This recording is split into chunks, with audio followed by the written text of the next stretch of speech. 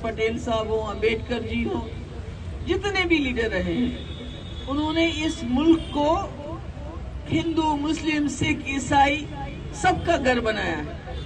ये सबका घर है, साझा घर है।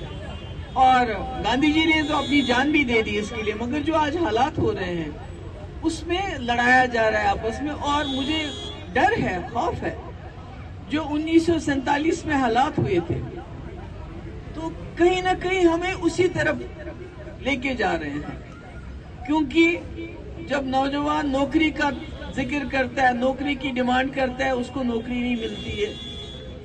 वो अच्छे अस्पतालों की डिमांड करते हैं लोग, वो अच्छे अस्पताल नहीं है, हमारे पास नहीं है। अच्छी शिक्षा नहीं है, क्योंकि जो तालीम है वो सबसे बड़ा हथियार है।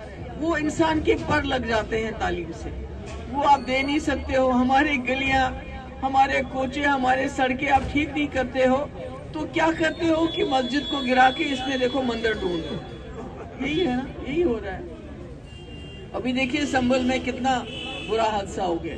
वो बेचारे, उनका कोई लेना देना नहीं, कोई दुकान पे काम करता था, कोई रेडी पे काम करता था, मार दिया, गोली मार दी, तो कौन बात करेगा? आप बात करोगे तो उल्टा आपको ही जेल में डाल दोगे, जैसे उमर खालिद 4 साल से जेल में है। तो आजकल सुनवाई कहीं कोई नहीं हो रही है।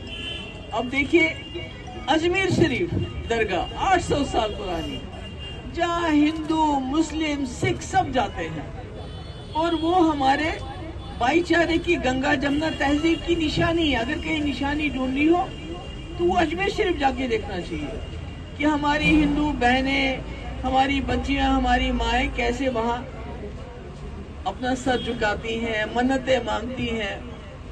और दूसरी तरफ से मुसलमान होते हैं, तीसरी तरफ से हमारे सरदार भाई होते हैं। तो ये, इससे बड़ी मिसाल कोई नहीं हो सकती हमारे मुल्क में। उसके पीछे भी पड़ गए कि उसको भी खोदो, उसके नीचे भी देखो शायद मंदिर निकल आए। तो मुझे समझ नहीं आता है कि ये कब तक चलेगा। लोग तो जाग गए हैं, मगर मुझे लगता है कहीं ना कहीं ये जो इलेक्शन में वोटिंग परसेंटेज वोट के वक्त एक होती है और गिनती करने के वक्त दूसरी हो जाती है, कहीं ना कहीं उसमें भी गड़बड़ है। क्या करते हैं, कैसा करते हैं। एक स्टेट छोड़ दी ताकि अपोजिशन बात ना कर सके, तो इसमें भी शक है।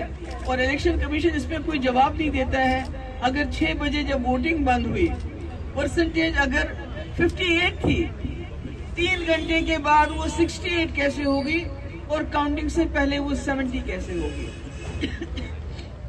तो ये मुझे लगता है ये भी कहीं ना कहीं लोगों को जागना पड़ेगा, इसके बारे में सोचना पड़ेगा। क्योंकि अगर हमारा मुल्क भी हमसाया मुल्क जैसा बन जाए, अभी देखिए बांग्लादेश में बहुत बुरा है, वहाँ हमारे जो हिंदू भाई हैं उनके साथ बड़ी ज्यादती हो रही है, जो हमने सुना है।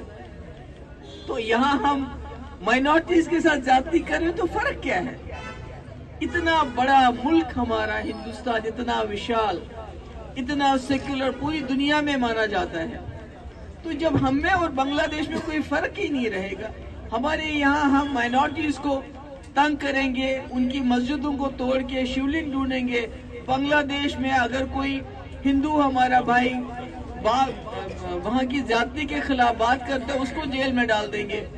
यहाँ उमर खालिद को जेल में डालते हैं, वहाँ उनको जेल में। तो फर्क क्या है? मुझे तो लगता है कोई फर्क ही नहीं है। ये बांग्लादेश तो इंदिरा जी ने इसको आजाद किया था, मगर आज वहाँ भी हालात बिल्कुल वैसे हो रहे हैं और हमारे यहाँ भी हालात वैसे हो रहे हैं, कोई फर्क नहीं है।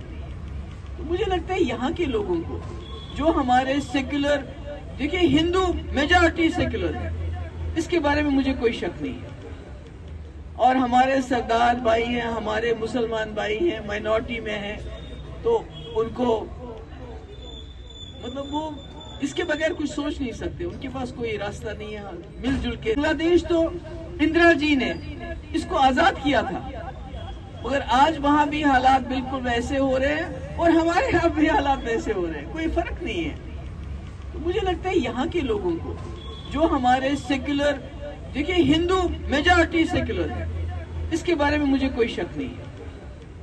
और हमारे सरदार भाई हैं, हमारे मुसलमान भाई हैं, माइनॉरिटी में हैं, तो उनको मतलब वो اس کے بغیر کچھ سوچ نہیں سکتے، ان کے پاس کوئی راستہ نہیں ہے، مل جل کے رہنا ہے ہم لوگوں نے۔ تو ایسے میں سوچتی ہوں کہ جموں کی ایک بڑی ایک امپورٹنس ہے۔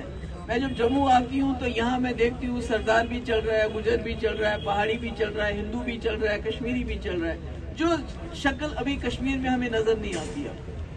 وہاں ایک ہی رنگ کے لوگ ہم چل رہے ہیں اس وقت، اور زیادہ سے زیادہ فوجی نظر آتے ہیں اور وردی میں لوگ نظر آتے ہیں، مگر جو جموں میں مجھے نظر آتا ہے، جو رہن سہن ہے، ٹورسٹ کو چھوڑیے، جو رہن سہن ہے وہ بہت سیکولر ہے۔ اس لیے مجھے لگتا ہے جموں کے لوگوں کی بہت بڑی ذمہ داری ہے۔